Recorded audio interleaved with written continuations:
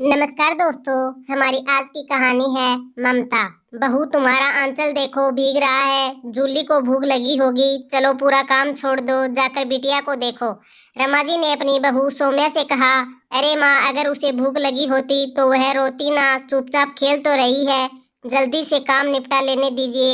कुछ बच्चे भूख लगने पर भी नहीं रोते, बिल्कुल अपने पिता पर गई है जूली। मेरा बेटा भी तो ऐसा ही था, ना चाहते हुए भी एक एक करके पुरानी घटनाएं चलचित्र की भांति रमा जी की आंखों के सामने घूमने लगी। बहू, काम चोरी का अच्छा बहाना मिल जाता है तुम्हें, आधा काम छोड़कर बैठ जाती हो बच्चे को लेकर। रमा जी की सासू माँ भावना जी आज फिर उनको खरी खोटी सुना रही थी। माँ, मुन्ना बहुत देर से खेल रहा है, मुझे भी तकलीफ हो रही है। आप तो जानती हैं कि वह रोता नहीं है, भूखा खेलता रहता है, इसलिए उसको लेकर बैठ गई थी। बस अभी उठकर काम निपटा लेती हूँ, आप चिंता मत कीजिए, शांत लहजे में रमा जी ने कहा। यह रोज का उपक्रम था। जैसे ही रमा जी मुन्ने को अपने आंचल में लेकर बैठती, भावना जी का बड़बड़ाना शुरू हो जाता। एक दिन घर में मेहमान आए हुए थे, उस दिन तो हद ही हो गई। पूरे 3 घंटे से मुन्ना रमा जी से दूर था। रमा जी की छातियां दर्द करने लगी थी।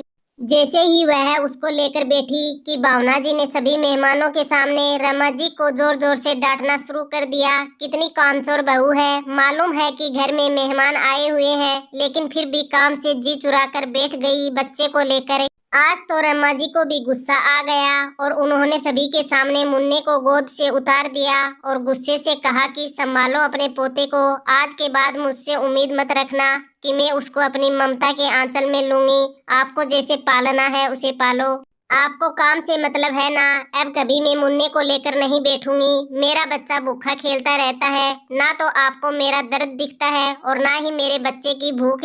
आपको तो बस काम प्यारा है, तो बस सारा दिन अब आप मुझसे काम ही करवाना, कहकर फूट फूट कर रोने लगी। सारे मेहमान स्तब्ध रह गए। यह सब देखकर सभी ने भावना जी को भला बुरा कहा। ऐसा भी क्या काम कि 2 घड़ी सुकून से माँ बच्चे को लेकर भी ना बैठ सके। ऐसा भोजन तो हमें भी नहीं करना, हम सभी आपके यहाँ से ऐसे ही जा रहे हैं, बाहर होटल में खाना खा लेंगे। सारे रिश्तेदारों के सामने तमाशा बनकर रह गई थी भावना जी। अपनी गलती का एहसास उन्हें अच्छी तरह से हो गया था। तुरंत उन्होंने एक पल गवाए बगैर रमा जी से कहा, बहू मुझे माफ कर दो, आज से मैं कभी तुम्हें कुछ नहीं कहूंगी। अरे मैं तो सठिया गई हूँ, तुम तो समझदार हो, यह कहकर उनकी गोद में मुन्ने को दे दिया। मुन्ने की मासूम आंखें देखकर माँ की ममता भी कितनी देर तक नाराज रहती। बीचकर सीने से लगा लिया था रमा जी ने मुन्ने को। एक ठंडी सांस भरकर रमा जी ने सौम्या से कहा, काम तो जिंदगी भर कभी खत्म नहीं होता, लेकिन एक मासूम तुम्हारी गोद में है जो कि सिर्फ और सिर्फ तुम्हारे ऊपर आश्रित है। सबसे पहला कर्तव्य तुम्हारा उसका ख्याल रखना है, इसलिए इस बात का तुम हमेशा ख्याल रखना। अब मुझे तुम्हें दोबारा टोकना ना पड़े।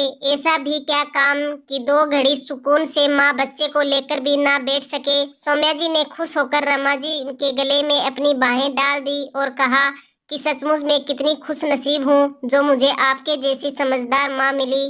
रमा जी ने हंसते हुए कहा, चलो अब सास बहू और माँ बेटी के रिश्तों की खिचड़ी बाद में पकती रहेगी। देखो जूली रो रही है क्या। धन्यवाद दोस्तों। तो दोस्तों, हमारी आज की कहानी कैसी लगी? अगर कहानी पसंद आई है तो लाइक, कमेंट, शेयर और चैनल को सब्सक्राइब जरूर कर लीजिएगा।